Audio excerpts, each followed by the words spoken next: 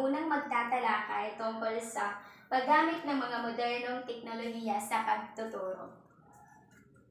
Napakarami na ng mga pagbabago ang nakikita natin sa kasalukuyang panahon. Partikular na sa mga kagamitan, umuunlad ang paggamit ng mga modernong teknolohiya upang mapadali ang mga mahihirap na gawain, makasabay sa makabagong henerasyon at maging libangan. Alam na ba ninyo anong ibig sabihin ng teknolohiya? Ang teknolohiya, ito yung mga gadgets na ginagamit natin sa ating pag-aaral, sa pagkikipagkomunikasyon at marami pang iba. Halimbawa na lamang nito, ang cellphones, laptops, at mga computer.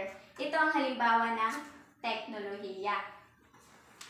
Dito, sinasabi dito na napakarami na ng mga pagbabago. Sa pamamagitan ng paggamit natin ng teknolohiya, mas napapadali ang ating mga gawain. Napapadali ang ating mga gawain na kapag gumagamit tayo ng makabagong o modernong teknolohiya.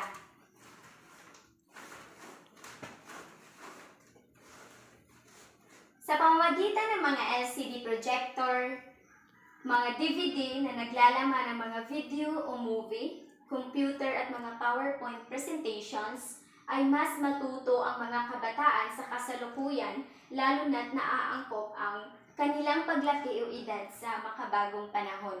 Sa pamamagitan ng mga LCD projector, mga DVD na naglalaman ng mga video o movie, computer at mga PowerPoint presentations, mas matuto ang mga kabataan or di ba sa paggamit natin ng mga teknolohiya tulad na lamang nito, mas napapadali ang ating komunikasyon sa mga mag-aaral bilang isang guro.